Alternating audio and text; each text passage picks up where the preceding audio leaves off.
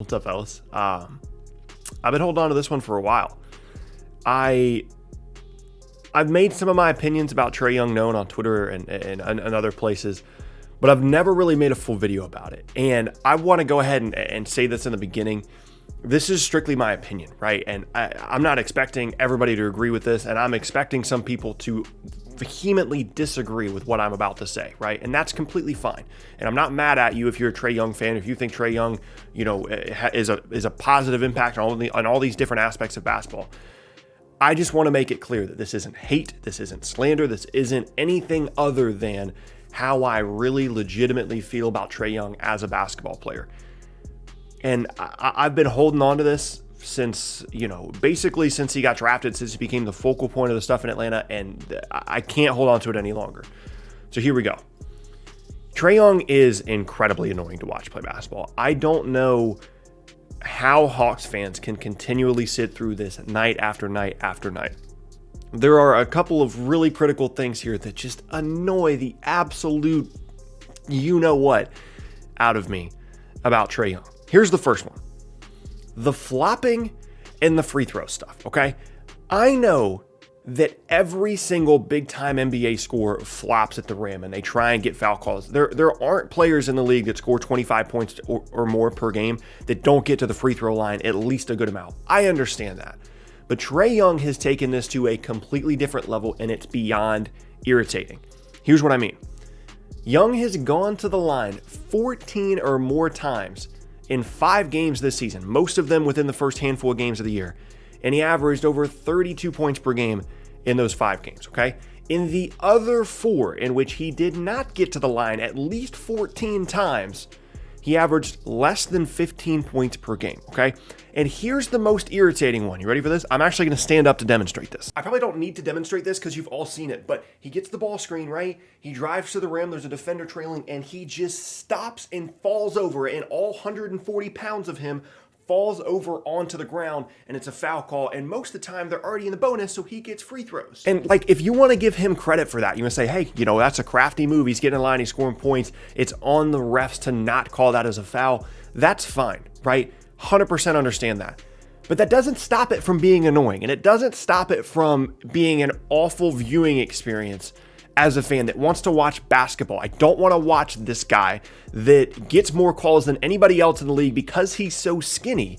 I don't want to watch him fall on the ground for 48 minutes. It's incredibly irritating because there are other times as well where he has awful shooting nights because he gets so accustomed to getting those kinds of fouls, right? And to getting calls at the rim where he just throws stuff up at the rim and tries to get the foul call. When he doesn't get it, he has these awful shooting nights, and it just looks so bad, and it's so annoying to watch. And I know other NBA players do this all the time, but for whatever reason, something just really gets to me about the way that Trae Young goes about it, because it's not even basketball. It's really not some of the things that he does.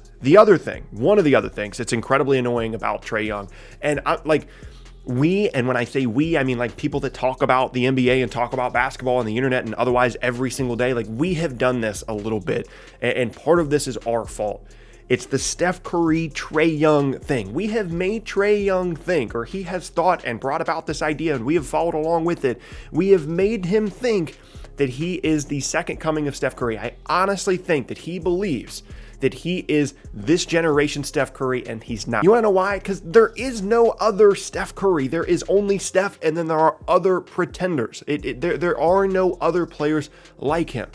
And Trae Young wants to shoot threes from the logo, and he wants to shoot from half court, and he wants to do all these different things.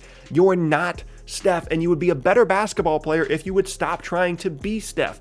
Steph, even with all of the crazy difficulty of some of the shots that he has taken throughout his career. Yes, there have been some easier ones and some of the better teams in Golden State, but there have also been a ton of crazy difficult three-point shots for Steph Curry in his career. Even through all that, for his entire career, his entire regular season career, every single game that he's ever played in the regular season in the NBA, Steph Curry is a 43% three-point shooter for his career. Trae Young is a 35% shooter for his career, and this season is being outshot from three-point range by Russell Westbrook.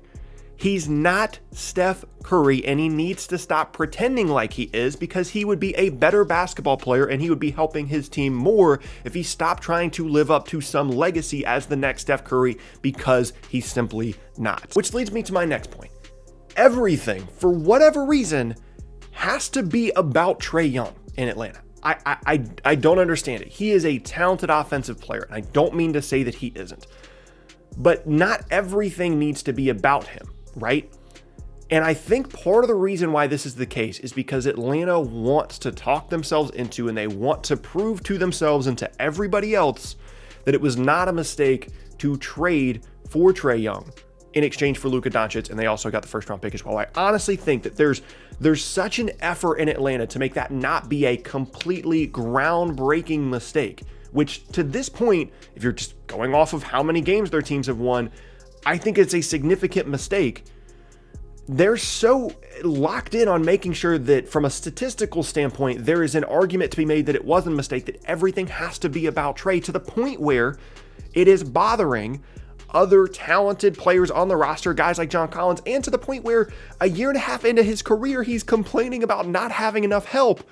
Like, what has Trae Young earned the right to do all of this stuff for in the NBA? They have just given everything to him. They said, here, you want to control the entire offense? Here, you want to shoot from half court? Here, nobody's going to tell you not to. Nobody's going to tell you otherwise. Oh, you want to complain a year and a half into your career? Well, we're trying to develop and we're trying to build a roster around you that makes sense, by the way, if you would just relax for a second. We're trying to build a team around you that has talented wings that can defend and can shoot, and big guys that are lob threats and have plenty of spacing. But no, you want to complain halfway through your second season about not having enough help and stunt the growth of some of the other players or trading away assets, whatever the case may be.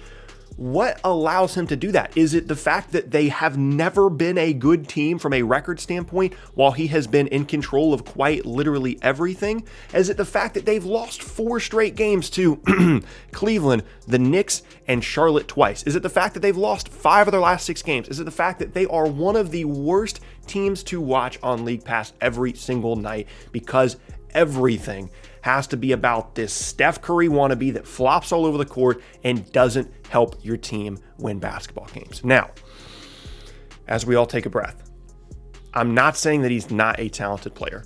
Trae Young is a talented offensive player. He is. And he is someone that, in the proper situation, I think can drive winning. However, he has been enabled by, him. He has enabled himself, as well as the team has enabled him, to think that he is an NBA superstar and that he can dictate everything about the offense. He can dictate things about the roster, and that eventually doing things the way that Trae Young wants them to be done will allow them to win basketball games. And I'm telling you right now, that's not the case. If they continue to do what they're doing and cater everything towards Trae, and he continues to do what he's doing, and that is flop all over the place and act like he's Steph Curry, they're never going to be successful. It's not going to happen. As long as he is allowed to, be the Trae Young show rather than the, hey, let's go win some basketball games version of Trae Young, it's just not going to work. Like I said, you guys don't have to agree with me on this, and I've held on to it for a very, very long time, but it's one of the most frustrating situations in the entire league, because the talent is there, and there is an opportunity for them to build a good roster and build a good team there in Atlanta, but they're so caught up on trying to convince themselves that, it wasn't a mistake to trade away Luka Doncic. And Trae Young is so caught up in trying to convince everybody that he's a superstar. Whereas if they would all just focus on the same goal, which is building a good team and winning basketball games, they would be able to do it, and they would be a playoff team. And it's just incredibly frustrating, annoying, and irritating. And I couldn't help myself. I just had to finally go forward with the things that I think about Trae Young. And there you have it. That is going to be the end of today's video, and I thank you all very much for watching. Once again, my name is Tucker. If you missed any of my previous videos, be sure to check out the boxes on screen. I upload twice a day, every day, all throughout the NBA season, so it's a great place for consistent NBA content. You can also leave a like rating on the video as well. Helps me out a ton. Lets me know they're enjoying the content and helps get it out to more people on YouTube. And you can check me out at various socials at the bottom of the screen as well. They're in a link tree down in the description below. With all those things said, I will see you all next time. Hope you guys have an awesome rest of your day. See you, fellas.